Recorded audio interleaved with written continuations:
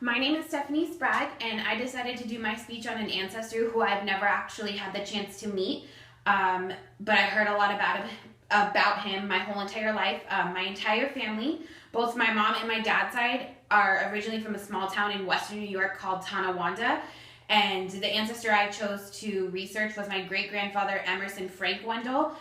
He was my mom's grandfather. So in speaking to my mom and another relative who also grew up in Tonawanda named James Horton, I learned a lot of information about my family's history as well as my ancestor, Emerson Frank Wendel.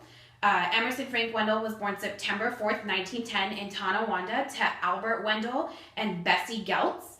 He also had a brother named Robert, and my mom said that he lived in Tonawanda almost his entire life until he decided to retire, moving to Clearwater, Florida.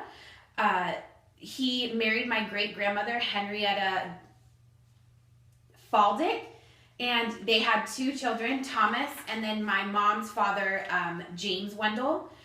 In my interviews, I learned that Emerson was in the U.S. Army as well as a firefighter for the town of Tonawanda.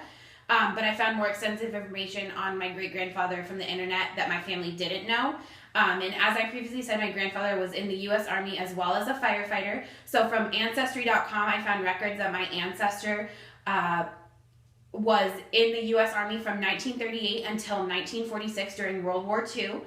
And before, he was stationed at Old Fort Niagara in Youngstown, New York. And before entering the military, he worked for the fire department for the town of Tonawanda. When he returned from the war, he returned to his job at the fire department from a newspaper article that I found on Ancestry.com from 1945. I learned that Emerson was the first paid fireman to drive a fire truck for the city of Tonawanda. And eventually when he retired from the department, he was the chief of the fire department. So with regards to what I said before, Emerson was born September 4th, 1910. He passed away at the age of 88 on September 20th, 1998. And throughout his lifetime, a lot of things happened considering he lived nearly a decade. And online, I found a lot of interesting events that happened throughout my great-grandfather's time. So throughout the first few decades of his life, the Titanic sank. The U.S. entered World War I, and Adolf Hitler organized the Nazi Party in Germany. In the 1930s, when my great-grandfather was in his 20s, was around the time of the Great Depression, which was brought on by the stock market crash of 1929. Throughout that time, Franklin Roosevelt was inaugurated as president under his New Deal campaign in 1933. And in 1941, Japan launched the attack on Pearl Harbor, and the U.S. declared war on them. Eventually, on September 2nd, 1945, the Japanese leaders accepted the American terms for surrender, and that ultimately ended World War I. Thus far, a lot of events occurred through my ancestor's life, but there are even more. So in the 50s, segregation by race in schools is declared unconstitutional by the Supreme Court. November 2nd, 1963, President Kennedy was assassinated, and followed by Malcolm X in 1965, and also by Martin Luther King Jr. in 1968. And in the 70s, when my great-grandfather was in his 60s, there was the start and the end of the Vietnam War. So obviously, I don't know exactly how these events affected his life, but I do know they definitely shaped America today, and it's kind of interesting that he got to live through all of them.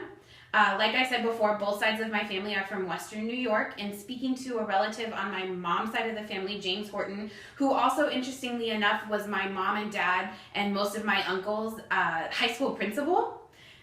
Kind of interesting. I learned a lot about my ancestor, Emerson Wendel.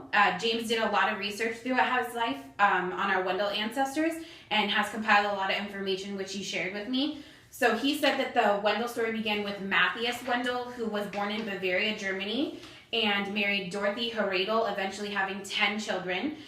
In the 1800s, they came to America and were on their way to Ohio.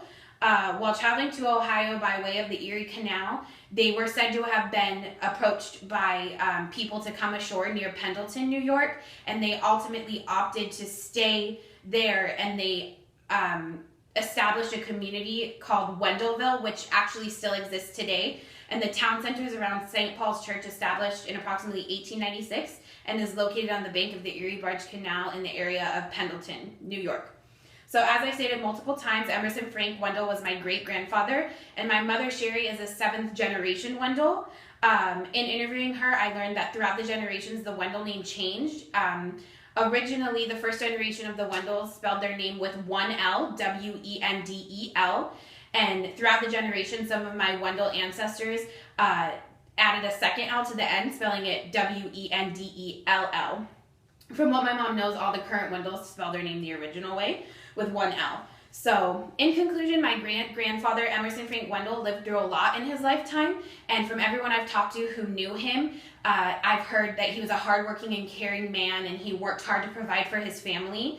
I was actually also born in Tonawanda, New York, and so were my parents, as I said, and my parents' parents, and most of my other relatives, and I've always found it fun to go back and experience all the things my family has and hear all about the history. And I've actually been to Wendelville, where my ancestors settled when they came to America from Bavaria, Germany, and almost all my family still lives in Western New York. So without ancestors like Matthias and Emerson, I wouldn't be here. So thank you.